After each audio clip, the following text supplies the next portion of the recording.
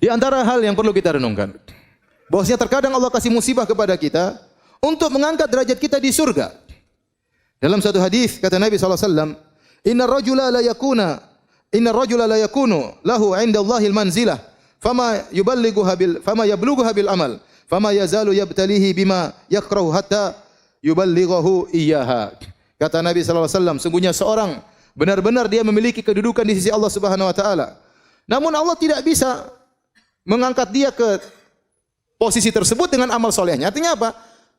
Allah lihat amal soleh dia sedikit, tidak cukup. Pahala dia tidak cukup untuk mendongkrak dia untuk naik ke derajat yang tinggi tersebut. Fama yazalu yabtalihi, maka Allah terus mengujinya. Allah terus memberikan musibah kepadanya.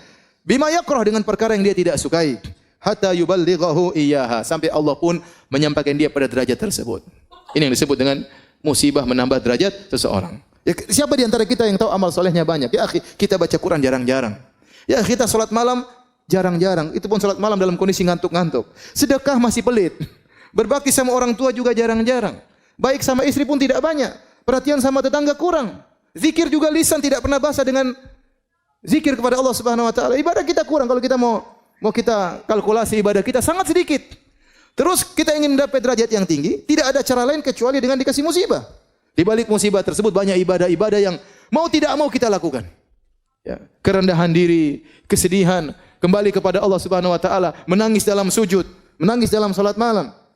Ternyata dengan dikasih musibah tersebut, pahala kesabaran seorang hamba mengangkat dia pada derajat yang tinggi. Kalau dengan amal saja dia tidak mampu. Inilah maksud dari hadis tersebut.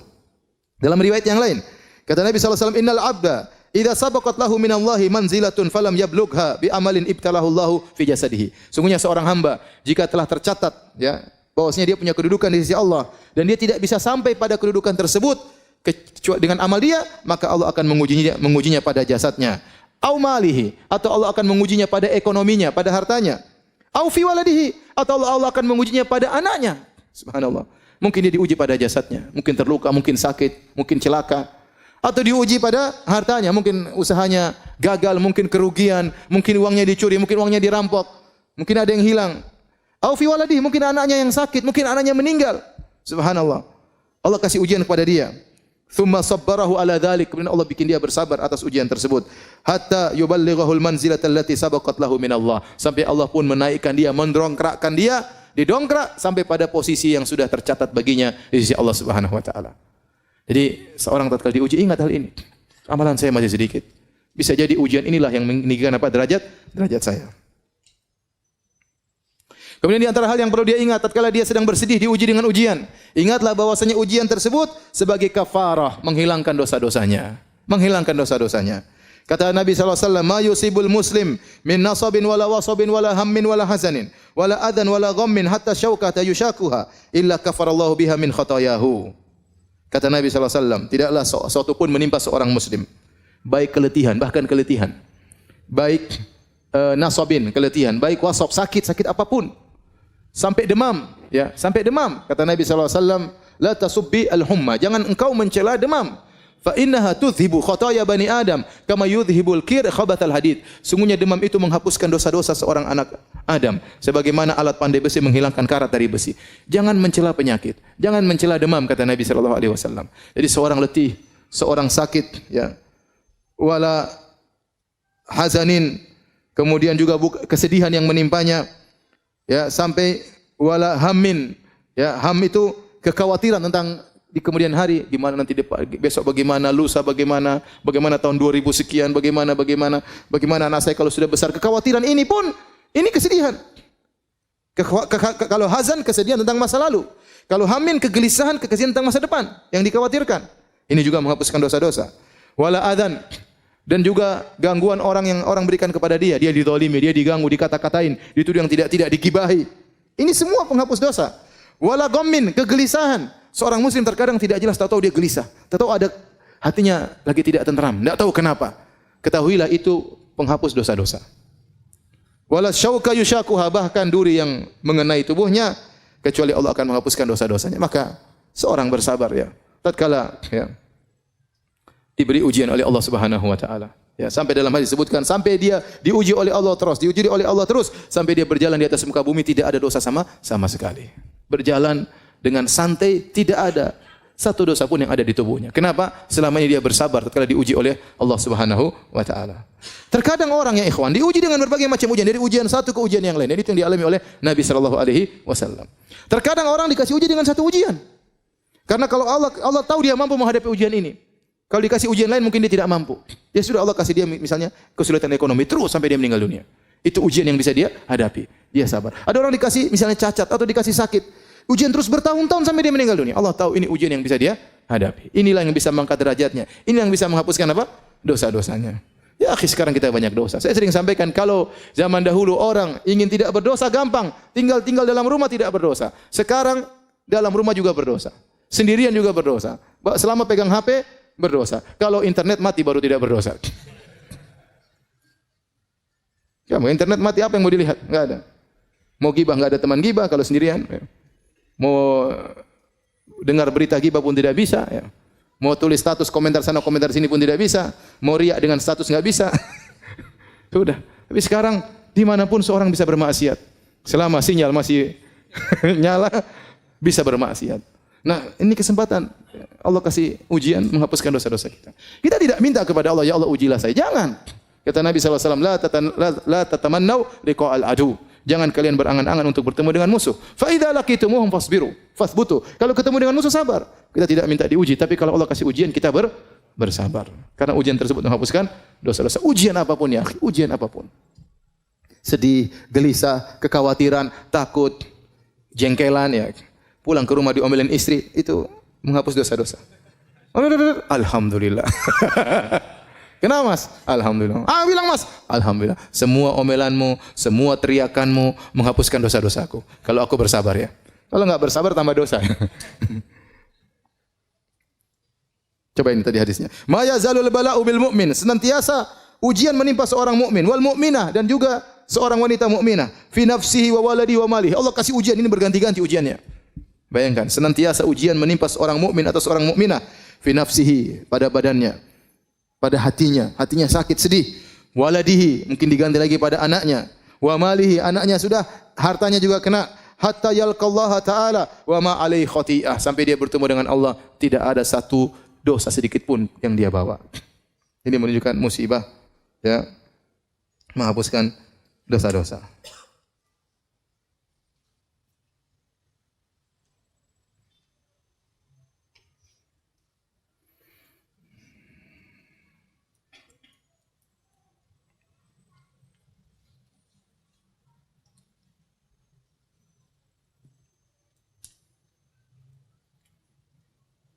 Dalam satu hadis dari Jabir bin Abdullah dari Imam Ahmad dengan sanad yang sahih. Innal humma ista'dzanat ala Rasulullah sallam. Demam datang menemui Nabi sallallahu alaihi wasallam, minta izin kepada Nabi sallallahu alaihi wasallam. Ini kekuasaan Allah. Datang demam. Kemudian Nabi bertanya, "Man hadhihi?" Siapa ini yang minta izin? Kata demam Mildam, dan itulah kunyahnya demam, humma. Maka fa amara biha ila ahli Quba. Maka Nabi perintahkan dia untuk pergi ke penduduk kota Quba agar mereka yang ditimpa dengan demam. Falaqu minha ma ya'lamullah. Maka mereka pun ditimpa dengan demam karena Nabi mengarahkan demam tersebut untuk menimpa penduduk Quba. Fasyaku dzalika ilaihi. Maka mereka pun mengeluh kepada Nabi sallallahu alaihi wasallam, "Ya Rasulullah, kami ditimpa demam." Mereka sakit penduduk kota Quba. Di Madinah dan Quba ya. Penduduk kota Quba. Maka Nabi berkata, "Ma syi'tum, in syi'tum an ad'ullaha lakum fayakshifaha ankum wa in syi'tum an takuna lakum tahuran." Terserah kalian wahai penduduk kota Quba. Kalau kalian berkehendak, aku akan berdoa kepada Allah agar Allah menyembuhkan kalian dari demam tersebut diangkat oleh Allah Subhanahu wa taala. Kalau kalian mau, maka demam ini akan menjadi pembersih dosa-dosa kalian. Maka mereka berkata, "Awataf'aluhu? Apakah demam bisa menghilangkan dosa-dosa kami?" Qala na'am, kata Nabi, "Iya."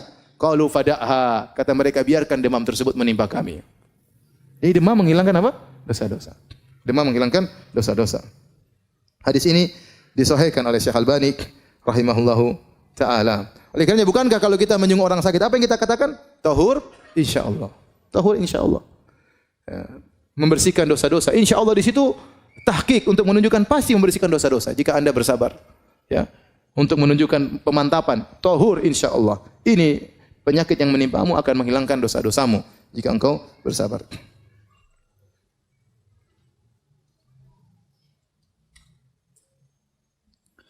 Baik. Nasihat berikutnya para hadirin dan hadirat yang dirahmati oleh Allah Subhanahu wa taala. Bisa jadi musibah yang menimpa kita ini merupakan sebab terhindarkan dari musibah yang lebih besar. Ya, bisa jadi musibah yang menimpa kita merupakan sebab yang untuk menghindarkan musibah yang lebih besar. Kata Imam Ibnu Qayyim rahimahullah taala, kalau Anda sulit memahami hal ini, renungkanlah kisah Nabi Khadir dengan anak yang dia bunuh. Kata Allah Subhanahu wa taala, "Fantalaqa hatta idza laqiya gulaman faqatalah. Qala aqtalta nafsan zakiyatan bighairi nafsin laqad ji'ta syai'an nukra." Waktu Nabi Khadir dan Nabi Musa ketemu dengan seorang anak, kemudian dengan wahyu dari Allah, maka Nabi Khadir pun membunuh anak tersebut. Nabi Musa mengingkari. Bagaimana kau bisa membunuh seorang anak yang tidak punya salah sama sekali? Kalau dia bunuh orang, kita boleh bunuh, dia enggak punya salah. Maka kemudian di belakangan Nabi Khadir menjelaskan, ya. Fa ammal ghulamu fa kana abawahu mu'minaini fa khashina ayyurhiqahuma tughyana wa kufra. Fa aradna ayyubdilahuma rabbuhuma khairan minhu zakatan wa aqraba ruhma. Ya. Sungguhnya anak yang saya bunuh tersebut tentu menyedihkan kedua orang tuanya atau tidak?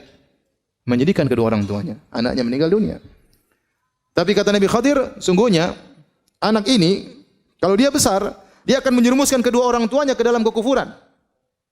Dia akan menjerumuskan kedua orang tuanya ke dalam kekufuran. Maka kami ingin anak ini diganti.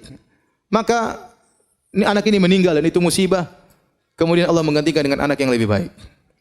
Ini dijadikan barometer Ibnu Qayyim rahimahullah taala. Kalau Anda tidak bisa memahami musibah itu bisa menghilangkan musibah yang lebih besar, maka renungkanlah apa? Kisah ini. Renungkanlah kisah ini. Contoh kisah lain disebut oleh para ulama tentang Ahad Qadat Ubaidillah bin Ziyad. Salah seorang panglimanya Ubaidillah bin Ziyad. Tahu siapa Ubaidillah bin Ziyad? Ubaidillah bin Ziyad ialah panglima atau yang telah membunuh, yang memimpin untuk membunuh siapa? Al-Husain. Al-Husain bin Ali bin Abi Thalib radhiyallahu taala anhuma dalam bencana Karbala. Waktu dia naik di atas rumahnya, seorang panglima dari anak buah Ubaidillah bin Ziyad yang biasanya memimpin peperangan, dia naik di atas atap al-Sata kemudian dia jatuh sehingga kakinya dua-duanya patah. Maka dia dijunguk oleh seorang ulama yang bernama Abu Kilabah, muridnya Anas bin Malik radhiyallahu taala anhu. Maka dia mengatakan, insyaallah lebih baik, ya. Insyaallah ini lebih baik yang Allah takdirkan bagi engkau. Maka dia bilang, apa yang lebih baik daripada kedua kaki patah? Dia tidak tahu. Kemudian 3 hari berikutnya tiba-tiba datang surat panggilan dari Ubaidillah bin Ziyad agar dia memerangi peperangan untuk membunuh atau untuk mencegah Husain bin Ali bin Abi Thalib. Akhirnya datanglah utusan tersebut, dia berkata, lihatlah bagaimana saya mau berangkat sementara kedua kaki saya apa? Patah. Akhirnya tidak jadi dia. 11 hari kemudian datang kabar Husain telah terbunuh. Dia bilang, rahimallahu Abu Kilabah. Semoga Allah merahmati Abu Kilabah. Benar nasihatnya. Seandainya saya tidak jatuh, saya akan pimpinan perang untuk membunuh siapa? Al-Husain. Kita tidak tahu, subhanallah. Bisa jadi musibah tersebut ada musibah yang lebih besar yang Allah hindarkan dari kita dengan terkena musibah kecil tersebut. Sebagaimana kisah yang sering saya sampaikan tentang seorang raja yang memiliki wazir, menteri yang selalu mengatakan al-khair khiratullah, yang terbaik adalah pilihan Allah Subhanahu wa taala. Kisah ini sering disampaikan oleh para ulama, saya tidak tahu akan kesahihannya. Dia seorang menteri yang selalu berkata yang terbaik pilihan Allah Subhanahu wa taala. Setiap ada orang terkena musibah dia datang, yang terbaik pilihan Allah Subhanahu wa taala. Orang terkena musibah, yang terbaik pilihan Allah Subhanahu wa taala. Sampai akhirnya sang raja tangannya terputus karena terpotong, dia datang kepada sang raja, dia berkata, yang terbaik pilihan Allah Subhanahu wa taala. Maka raja pun marah. Apa yang terbaik? Tangan saya putus, jari saya putus, kau bilang yang terbaik. Masukkan ini menteri dalam penjara. Begitu dimasukkan di penjara, dia mengatakan, yang terbaik pilihan Allah. Saya di penjara pun adalah yang terbaik. Suatu hari sang raja kemudian sedang berburu dengan menteri-menterinya, kemudian mereka berburu, kemudian mereka berburu, keasyikan berburu sampai keluar daripada daerah kekuasaannya.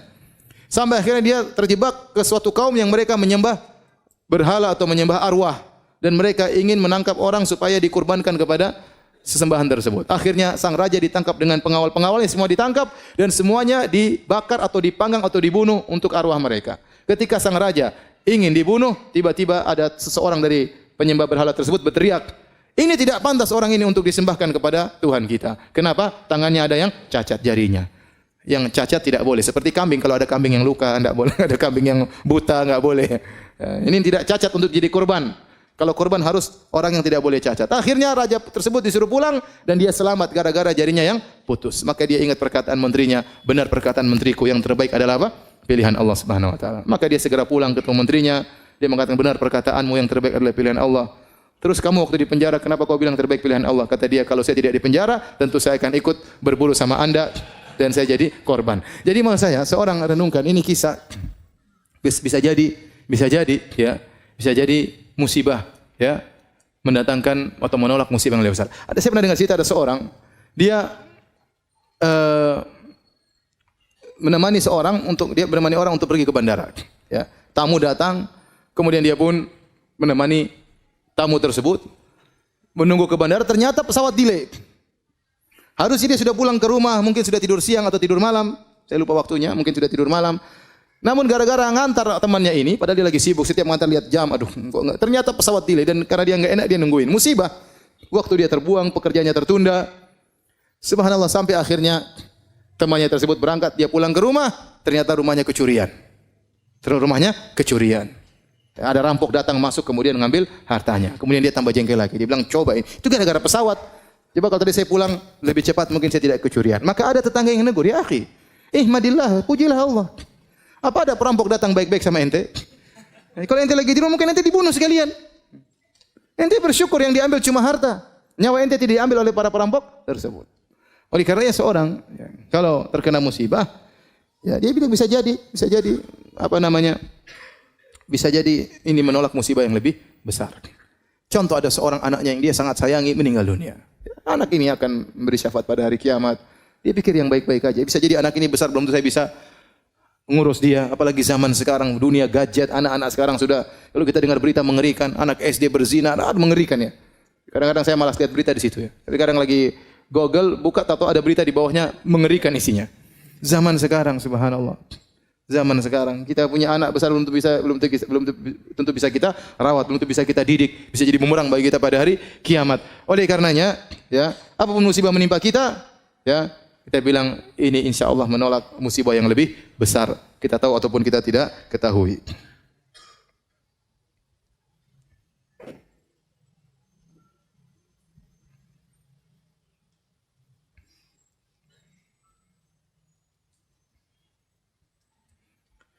Anda ditimpa musibah oleh Allah Subhanahu wa taala agar Anda tahu bagaimana bersyukur yang benar. Terkadang seorang tidak tahu rasa syukur, nikmatnya syukur kecuali setelah dikasih apa?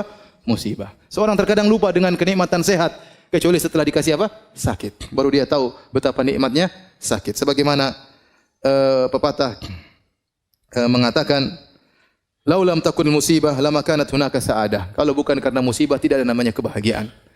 Karena seorang benar-benar merasakan kebahagiaan setelah mengalami apa? Musibah.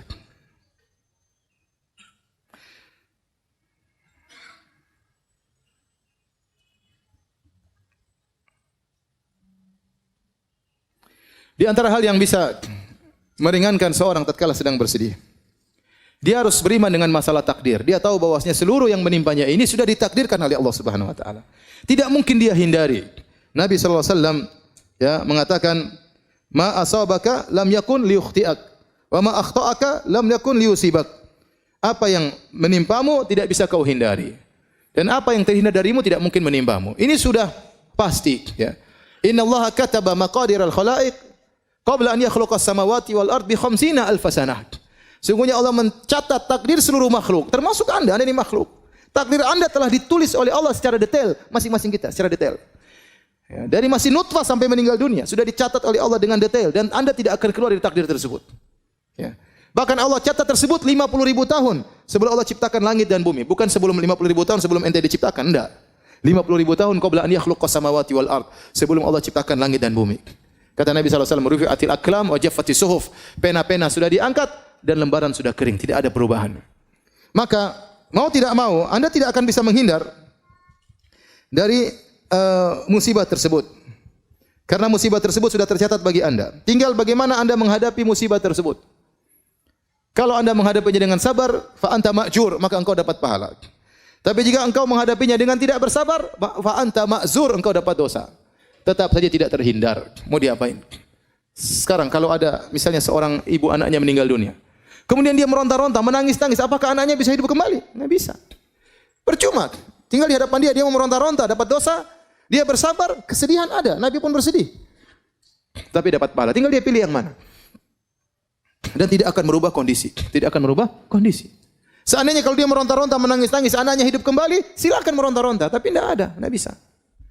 Sebagian ibu-ibu, subhanallah, saya dengar berita sedih sekali. Saya tahu ada seorang wanita, ya sudah ngaji, kemudian sampai bercadar, kemudian anaknya meninggal. Kemudian dia teriak-teriak, dia marah-marah. Kembalikan anakku, kembalikan, tidak terima. Ya subhanallah. Inilah ujian, ya. Inilah ujian. Memang berat, siapa yang bilang ringan? Berat sekali. Tapi anti diuji agar anti mencapai derajat yang tinggi, mendapatkan pahala yang besar. Maka jangan hadapi ujian tersebut dengan bentuk protes kepada takdir Allah, tidak menerima takdir Allah Subhanahu wa taala. Tidak akan bisa merubah kondisi tersebut. Anti meronta-ronta, anti marah-marah, anti ngamuk-ngamuk, anti banting sini, banting anu, tidak akan merubah kondisi. Oleh karenanya apa yang menimpa kita tidak mungkin kita hindari. Yakin ini sudah ditakdirkan oleh Allah Subhanahu wa taala. Mau apa lagi? Qadarullah. Makanya kalau dapat musibah bilang apa? Qadarullah, sudah. Itu langsung menenangkan hati kita. Ya sudah, mau diapain? Qadarullah, mau diapain? Kita sudah berusaha, ternyata salah. Kita sudah menjaga anak kita, kita sudah obati ke rumah sakit, kita qadarullah, mau diapain? Mau diapain? Ya. Ustaz, istri saya kurang ajar, ya sudah qadarullah, mau diapain? Ente sudah nyari, ente sudah searching di Facebook kan? Cari yang ini, sudah verifikasi lagi, sudah semuanya, sudah tanya semua, sudah ternyata salah Ustaz. Ya qadarullah, hadapi ujian tersebut. Mau diapain? Ya. Mau diapain?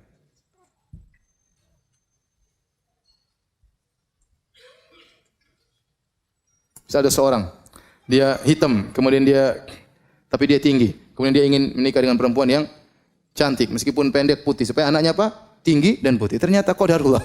Anaknya hitam, pendek, pesek. Ya sudah, qadarullah. Ente sudah berusaha. Apa boleh buat? Itu namanya qadarullah.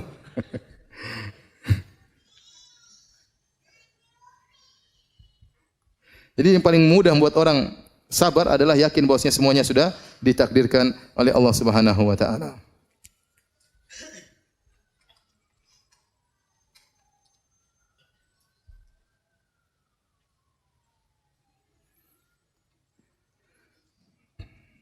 Kalau seorang tatkala ditimpa musibah, dia dapati dirinya kurang bersabar, maka latihlah dirinya untuk bersabar.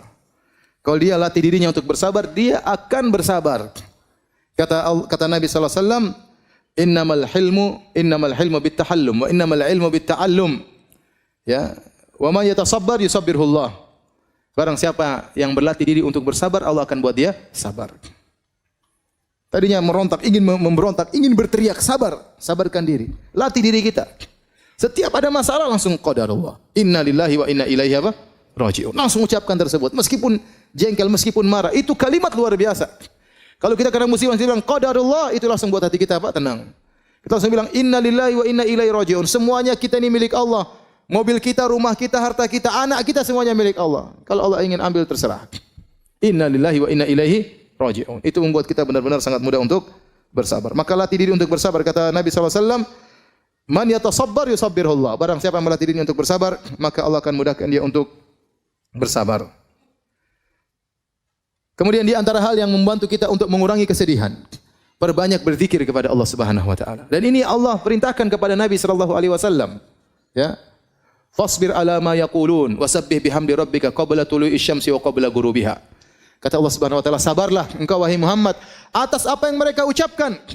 Mereka mengatakan engkau orang gila, engkau pemutus silaturahmi, engkau dukun. Mereka mengatakan tentang Allah yang tidak benar, yang membuat hatimu jengkel. Fasbir ala ma yaqulun. Sabarlah atas perkataan mereka. Wasabbih bihamdi rabbika qabla tulu'i syamsi wa qabla ghurubiha. Dan bertasbihlah kepada Rabbmu sebelum terbit fajar dan sebelum terbenam matahari. Sebelum terbit matahari dan sebelum terbenam matahari, waktu subuh, sebelum subuh bangun, zikir pagi petang, zikir kepada Allah. Itu menghilangkan kesedihan. Banyak berzikir mengingat Allah Subhanahu wa taala. Oleh karenanya juga kata Allah Subhanahu wa taala, "Wa laqad na'lamu annaka yadhiqu sadruka bima yaqulun. Wasabbih bihamdi rabbika wa kum minas sajidin." Kata Allah, sungguh kami tahu dadamu sempit wahai Muhammad atas perkataan mereka. Antum kira waktu Nabi Muhammad dikatakan orang gila, orang sinting, dia tidak sakit hati? Dia sakit hati. Sampai Allah mengatakan, "Wa laqad na'lamu annaka yadhiqu sadruk." Sungguh kami tahu hatimu sedih wahai Muhammad. Kata Allah Subhanahu wa taala. Kami tahu hatimu sempit akan akibat yang mereka ucapkan. Apa solusinya? Wasabbih bihamdi rabbik, maka bertasbihlah, banyak berzikir, subhanallah, subhanallah, subhanallah. Wa kum minas sajidin, banyak salat. banyak sujud kepada Allah Subhanahu wa taala. Itu di antara hal yang buat kita meringankan kesedihan kita. Keluhkan kesedihan kita kepada Allah Subhanahu wa taala. Fasabrun jamil. Sabar jamil, apa itu sabrun jamil? Kesabaran yang indah, maksudnya kesabaran yang tidak disertai dengan syakwa, keluhan kepada makhluk. Adapun syakwa kepada Allah, mengeluhkan penderitaan kita, itu tidak mengapa. Itu kebiasaan para nabi. Nabi mengeluhkan kesulitannya kepada Allah Subhanahu wa taala. Nabi Yakub mengatakan, "Innama ashku bathi wa husni ila Allah." Aku mengeluhkan kesedihanku, ya kegelisahanku, penderitaanku hanya kepada Engkau ya Allah. Semua para anbiya mereka mengeluhkan kepada Allah Subhanahu wa taala. Nabi Zakaria, "Rabbi inni wahanal 'azmu minni washta'ala ar-ra'su syaiba wa lam akun bidu'aika rabbi syaqiyya." Ya Allah, aku sudah tua, tulangku sudah rapuh. Aku masih ingin punya anak. Aku tidak pernah putus asa dari berdoa kepada Engkau. Seorang tatkala ditimpa dengan kesedihan, banyak bertasbih, banyak berzikir. Ala bi dzikrillah tatmainnul qulub. Ketahuilah dengan berzikir kepada Allah, maka hati menjadi tenang. Jangan terlalu banyak syakwa kepada orang lain. Sekarang model zaman sekarang ini sedikit-sedikit mengeluh di Facebook, status berubah-ubah terus. Ini yang saya lihat, aduh. Terkadang di penuntut ilmu terkadang begitu. Terkadang ustaz begitu. Ya akhi, subhanallah, ribut sama istrinya kemudian dia perang status di Facebook. Kita yang lihat malu. Anda sedih, percuma Anda sampaikan di status, tak ada faedahnya. Keluhkan kepada Allah, bangun malam berdoa kepada Allah Subhanahu wa taala, banyak zikir, itu yang bisa menghilangkan kesedihan Anda, mengurangi kesedihan Anda. Pun Anda status, apa orang-orang belum tentu membantu. Orang mungkin malah mengejek, orang mungkin malah merendahkan ente. Anda kira dengan Anda melemparkan status tersebut, kemudian kesedihan hilang? Enggak. Kemudian setelah Anda bikin status, ente lihat lagi komentar, lebih lagi sedih lagi. Kalau enggak ada yang komentar Anda bersedih, ternyata murid-murid saya tidak ada yang perhatian sama saya. Kalau ada yang komentar, ente bersedih juga. Belum ada balasan status lain, waduh repot. Ngapain kita seperti itu? Ente ingin hilang kesedihan, berzikir kepada Allah Subhanahu wa taala. Sebagian ibu-ibu seperti itu, statusnya menunjukkan penderitaan terus. Tahu-tahu status ada jantung berbentuk love terbelah dua, subhanallah. Ada apa kenapa begini? Kenapa jantungnya terbelah dua? Menimbulkan banyak pertanyaan. Ya. Repot ya.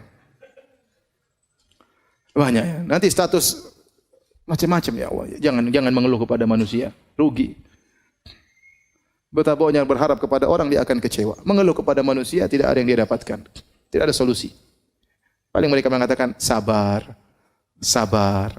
Hidup juga ujian. Saya juga sudah tahu. Ya udah tahu, sabar makanya. Ngapain ngeluh sama manusia? Hati-hati ibu-ibu yang suka rubah-rubah status ibu-ibu ini. Jangan. Sedikit status, foto profilnya diganti-ganti, jangan.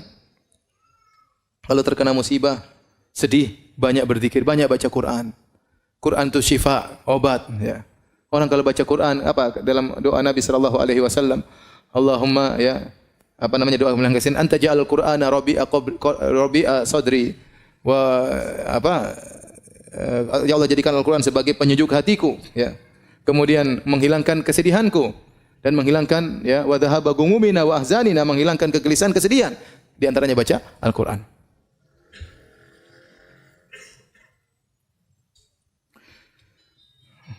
Kemudian di antara hal yang membantu kita untuk menghilangkan kesedihan, yaitu jangan memutar kembali masa-masa yang lalu. Kenangan-kenangan lalu hapuskan. Ada seorang mungkin ya punya anak meninggal dunia. Kemudian dia masih simpan bonekanya, dia masih simpan bajunya. Ini jangan, ini menyiksa diri. Sudah sedekahkan kepada orang lain. Nanti dilihat bonekanya, dia nangis lagi lihat anaknya. Lihat sepedanya, dia nangis lagi lihat apa? Anaknya. Jadi itu terjadi. Sudah, itu semua barang kasih orang. Jangan mencoba untuk mengingat masa lalu yang menimbulkan kesedihan, karena itu diingin oleh setan. Ya. Setan ingin apa? Liyahzunal ladzina amanu. Setan ingin agar orang beriman sedih. Kenapa kalau orang beriman sudah sedih dan kesedihannya berlebih-lebihan, tidak mengantarkan dia dekat kepada Allah, akhirnya banyak perkara akhirnya terbengkalai. Dia kalau sudah sedih, terlalu sedih, ngurus anak-anak yang lain susah. Perhatian sama suami susah. Dia pun jarang pengajian, dia cuma baca Quran, nangis saja kerjanya. Maka segala hal yang membuat kita kesedihan tentang masa lalu, ngapain kita ingat-ingat kembali? Semua kenangan-kenangan hilangkan. Kalau punya foto-foto di HP, hilangkan semua. Ya ngapain? Nanti lihat nangis lagi. Tiba-tiba nangis lagi. Ya enggak usah. Enggak usah. Baik tentang orang tua kita, baik tentang anak-anak kita, yang sudah lalu biarlah berlalu. Ya. Ngapain kita menjebak diri kita pada kesedihan yang lalu yang tidak mungkin kita perbaiki lagi, mustahil, tidak mungkin kita kembalikan lagi, mustahil. Ya sudah, maka segala hal yang membuat kita teringat dengan masa lalu, kesedihan yang berkepanjangan, maka hendaknya kita hindari. Kemudian jangan lupa ya untuk menghadiri majelis ilmu. Di antara zikir yang menenangkan hati majelis ilmu. Dengar pengajian tentang kesedihan, ya, tentang tawakal, tentang sabar, tauhid, terutama pengajian tentang tauhid. Dengar bagaimana Tuhan kita, bagaimana Allah Subhanahu wa taala, bagaimana Allah melakukan semuanya dengan hikmah. Ya, bagaimana Allah terkadang menguji hamba-hambanya, baca kisah-kisah orang terdahulu. Dengar pengajian tentang bagaimana kisah para ulama diuji, sehingga kita tahu bahwasanya kita ini diuji tidak ada apa-apanya dibandingkan dengan mereka. Ya. Dan ini membuat kita lebih ringan kesedihan kita. Kemudian jangan lupa perkara yang penting tatkala kita terkena kesedihan, berusaha membantu orang lain. Berusaha membantu orang lain. Oleh karenanya Al-Imam As-Sa'di, gurunya Syekh Utsaimin rahimahullah taala pernah berkata, dia mengatakan, dua pokok kebahagiaan adalah pertama ikhlas kepada Allah, yang kedua membantu orang lain. Ini dua pokok kebahagiaan. Anda kalau ingin bahagia, lakukan dua ini. Pertama ikhlas. Berusaha dalam segala kegiatan ikhlas karena Allah, bukan mencari komentar manusia, bukan karena kepentingan duniawi, bukan untuk melihat ya like atau dislike, tidak peduli. Saya mencari komentar Allah Subhanahu wa taala. Kapan Anda bisa ikhlas dalam segala kegiatan Anda, maka Anda akan meraih kebahagiaan. Yang kedua, membantu orang lain.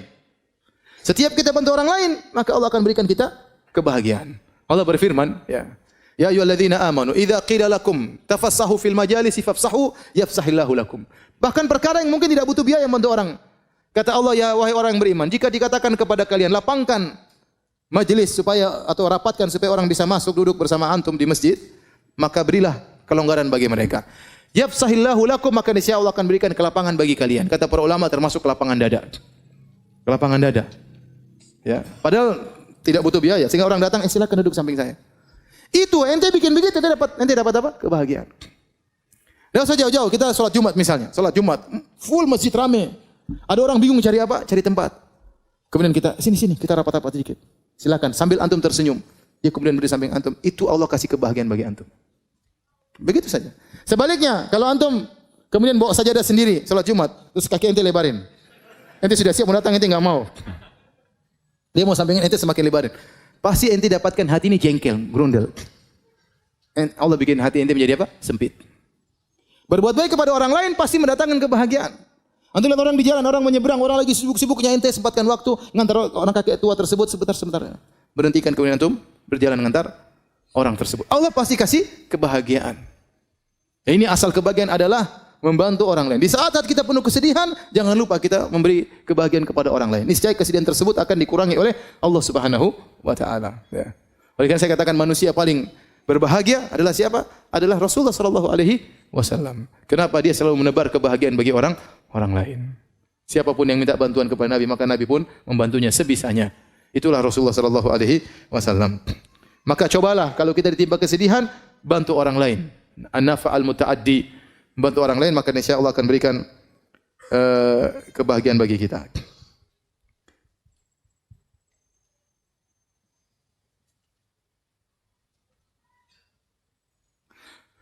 Kemudian laku lagi sedih.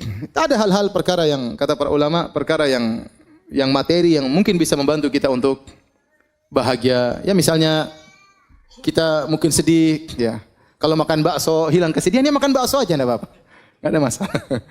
Lagi enggak enak badan, lagi enggak enak hati, pengin mana? Pengin lihat hijau-hijau, udah pergi hijau-hijau lihat, enggak ada masalah.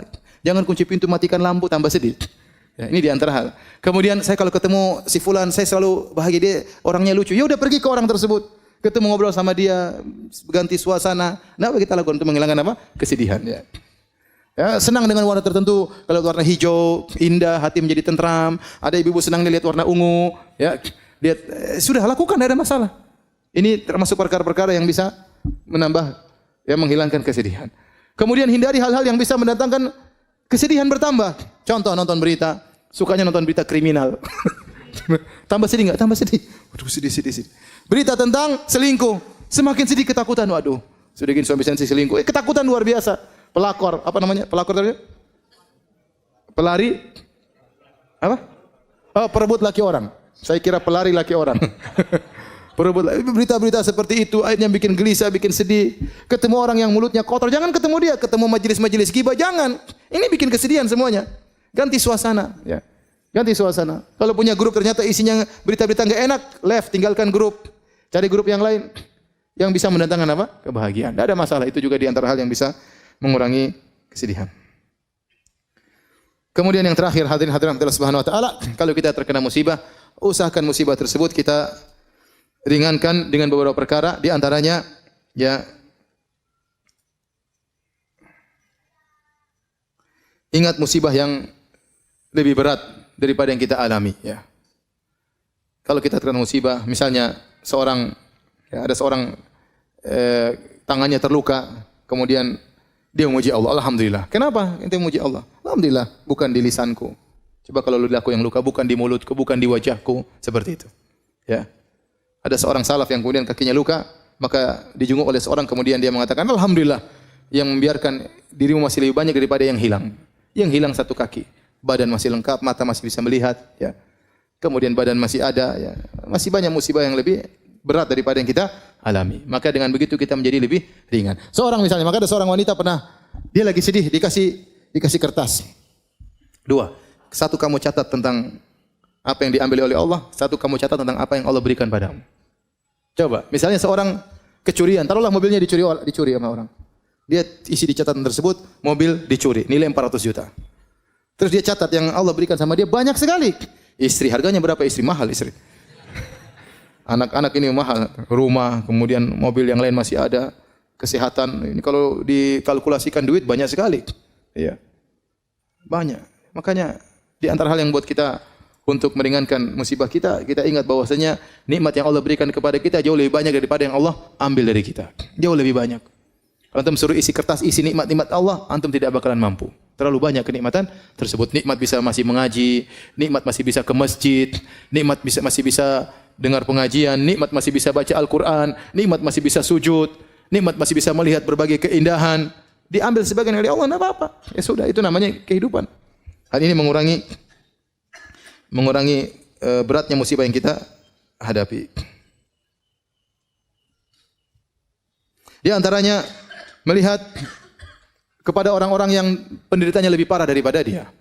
Ya, antum lihat, ya, kita ini masih penuh kenikmatan. Coba lihat di negara-negara lain, ya. Negara lain seperti di Suriah. Ada sampai orang mengatakan, saya, ya, berapa tahun lalu saya masih buka puasa sama keluarga saya, sama kakak, sama adik, sama ini. Sekarang yang satu di Afrika, yang satu di Asia, yang satu di mana, yang satu di mana. Subhanallah, gara-gara perang. Semuanya tercerai-berai, ya. Oleh karenanya nikmat yang kita rasakan sangat luar biasa. Sekarang kita di Indonesia, masya Allah, mau dakwah di mana-mana masih bisa pengajian, ketemu tetangga juga masih bisa. Alhamdulillah masih banyak kenikmatan. Orang lain masih banyak ujiannya lebih berat. Maka betapapun kita terkena musibah, pasti ada orang lebih berat daripada kita. Seorang yang misalnya dia tidak punya kendaraan, hanya punya sepeda. Ya, lihat ke bawah, masih banyak orang yang tidak punya sepeda, masih jalan kaki. Lihat ke bawah lagi, masih ada orang yang tidak bisa jalan kaki, bahkan naik kursi roda, tidak bisa jalan. Ada yang tidak bisa naik kursi roda, terduduk di rumahnya, enggak bisa apa-apa. Masih ada orang yang seperti itu. Maka semakin kita lihat orang yang lebih parah daripada kita, maka insya Allah mengurangi penderitaan musibah yang kita hadapi. Kemudian kita selalu bertafaul, yaitu optimis, bahwasanya betapapun lama musibah yang kita alami, pasti ada jalan keluar. Inna ma'al usri yusra. Pasti ada jalan keluar. Di balik kesulitan ada kemudahan. Namanya mendung tidak selalu mendung. Namanya musim panas tidak selalu musim panas. Akan datang musim apa? Dingin. Ya. Ya, tidak selama musim kemarau. Musim kemarau semakin parah, penghujungnya adalah musim apa? Penghujan. Kegelapan yang semakin gelap kegelapan menuju kepada terbitnya fajar. Jadi maksud saya, kita senantiasa optimis, ya. Namanya begitulah kehidupan. Nanti akhirnya kesedihan-kesedihan tersebut jadilah tinggal cerita. Dulu begini, ya. Dulu begini. Ya, bahwasanya musibah tersebut tidak akan selama-lamanya. Dan itulah tabiat daripada kehidupan, datang kesedihan, datang kesenangan. Baik, hadirin dan hadirat Allah Subhanahu wa taala, inilah yang bisa saya sampaikan, ya. Bahwasanya tatkala kita dikasih musibah kita bersabar. Sampai ada seorang penyair berkata, sungguhnya Allah menyiapkan istana di surga. Yang istana tersebut isinya adalah kesedihan, isinya adalah kegelisahan, dipagari dengan penderitaan, yang bisa masuk hanya dengan membawa kunci kesabaran.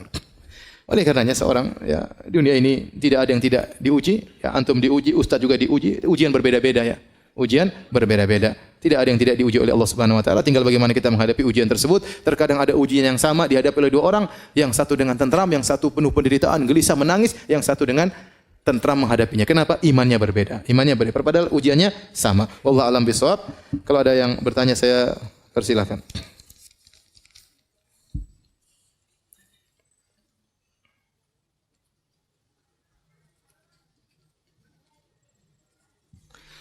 Apakah zikir pagi dibaca jam 9 pagi dan zikir petang dibaca habis maghrib itu boleh Ustaz? Asalnya zikir pagi dibaca sebelum terbit matahari, sebelum terbit matahari. Dan asalnya zikir petang dibaca sebelum terbenam matahari. Menjelang terbenam matahari terbaik. Tapi kalau memang ada halangan, maka tidak mengapa karena waktu al-masa petang secara bahasa Arab mencakup di malam hari, mencakup di malam hari. Terutama doa-doa yang ada zikirnya, ada doanya. Semakin kita cepat baca doa semakin apa? Semakin baik. Semakin baik.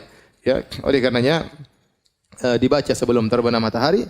Namun kalau tertunda karena ada kesibukan boleh pada maghrib, boleh juga pada isya. Demikian juga zikir pagi asalnya dibaca sebelum terbit matahari. Kalau sudah terbit matahari ingin dibaca enggak ada masalah.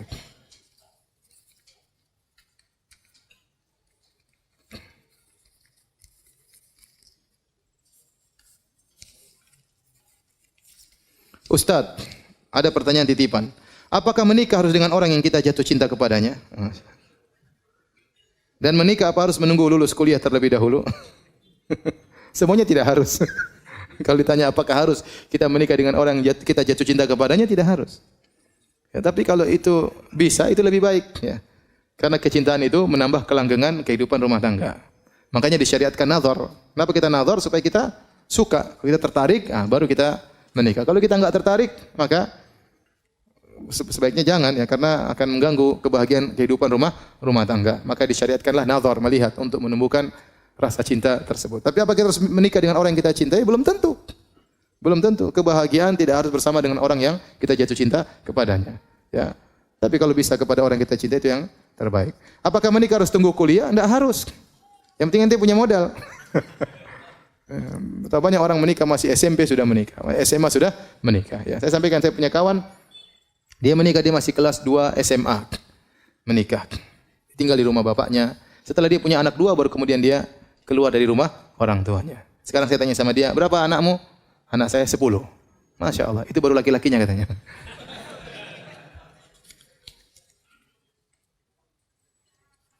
Apakah musibah dapat dicegah atau tidak? Dicegah sama sekali, sudah takdir. Kalau sudah ditakdirkan tidak akan bisa dicegah. Namun selama kita tidak tahu apa takdir kita, maka kita berusaha melakukan amalan-amalan yang bisa mencegah kita dari, terhalang kita dari takdir yang buruk ya. Semua sudah ditakdirkan, tapi kita tidak tahu apa takdirkan kepada kita. Yang penting kita melakukan sebab. Di antara hal-halnya yang menghilangkan kita dari kesudahan yang buruk misalnya adalah berbuat baik kepada orang lain, kata Nabi sallallahu alaihi wasallam. Sunaiul ma'ruf taqi masari as-su', berbuat baik kepada orang lain menghindarkan dari kesudahan yang buruk.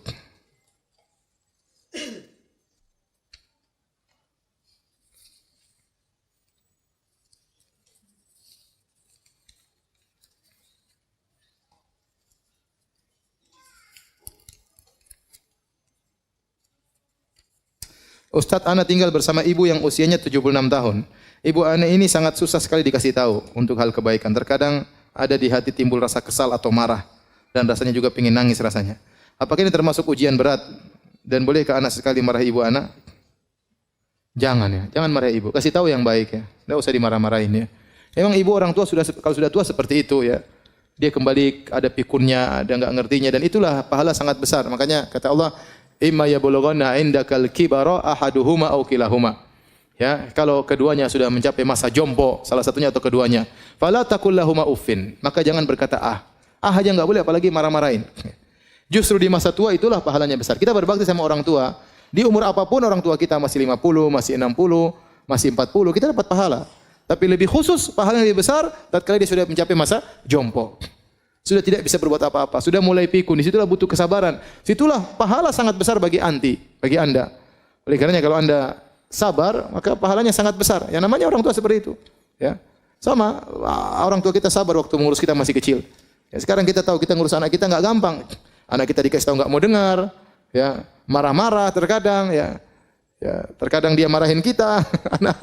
Anak-anak ya begitulah. Ya, orang tua juga nanti seperti itu.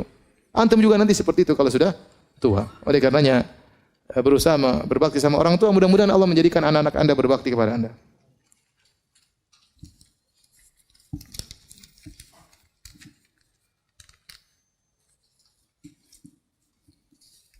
Ustaz, apakah boleh berjualan dalam masjid? Dalam masjid enggak boleh, berjualan di luar areal masjid. Selama areal masjid adalah tempat untuk salat, maka tidak boleh, ya. Tidak boleh. Kalau tempat itu dipakai untuk salat, maka berarti itu dibangun untuk tempat salat, ya. Ya, adapun di luar pagar nggak ada masalah.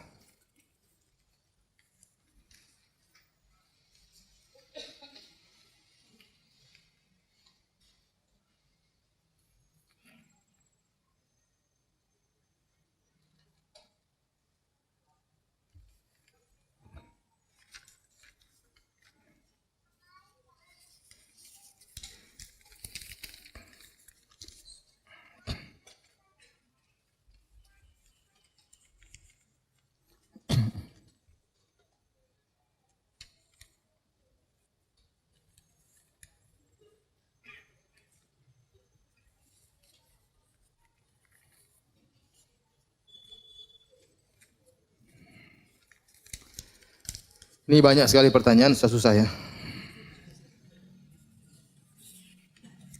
Tanya sama Ustaz yang lain.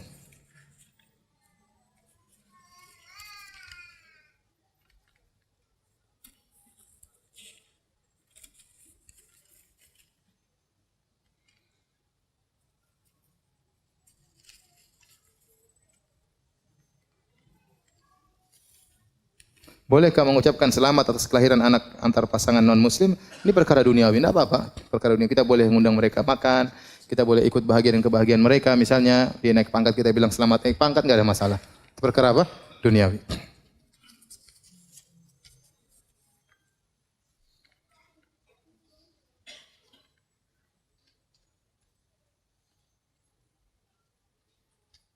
Apakah bermain face app yang memperkirakan seperti apa muka kita sekian tahun kemudian termasuk mendekati dukun?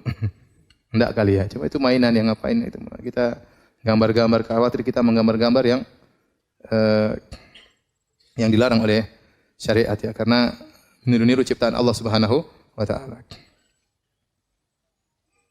Apakah mengomentari hasilnya juga termasuk mendekati dukun? Saya rasa tidak, ini bukan masalah perdukunan ya.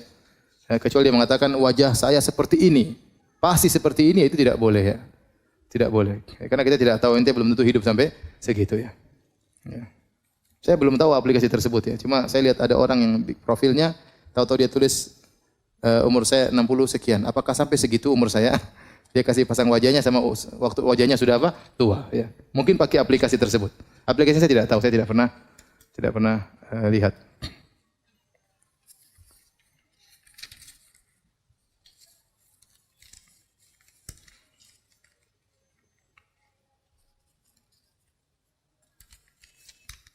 Oh, panjang-panjang semuanya.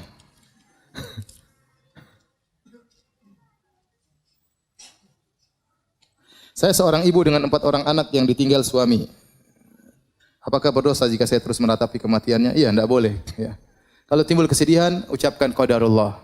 Innalillahi wa inna ilaihi raji'un. Setiap sedih bilang apa? Qadarullah. Innalillahi wa inna ilaihi raji'un. Setan ingin kita terus bersedih. Sehingga akhirnya kita terbengkalai, tidak bisa ngurus anak dengan baik. Mungkin kita mau cari nafkah pun susah. Kenapa? Karena diliputi dengan apa? Kesedihan. Akhirnya khawatirnya kalau terus bersedih, akhirnya meratapi seakan-akan protes dengan takdir Allah Subhanahu, dan itu dosa. Kalau sudah sampai pada tahapan tersebut, maka itu apa?